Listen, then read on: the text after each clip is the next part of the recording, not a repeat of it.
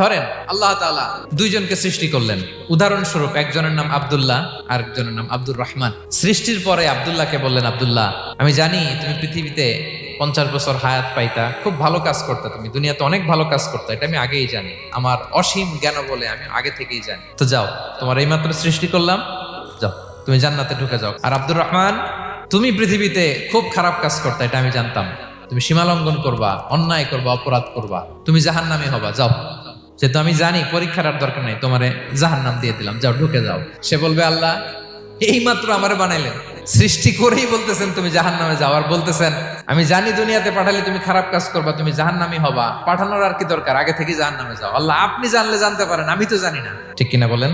সে বলবে, না আল্লাহ আপনি ভুল বলতেছেন, এই দুনিয়াতে পাঠাইলে আমি খুব ভালো কাজ করতাম, এজন্য আল্লাহ তাআলা পরীক্ষার আয়োজন করেছেন, যাতে করে তুমি জেনে যাও যে পৃথিবীতে তুমি কি করেছো।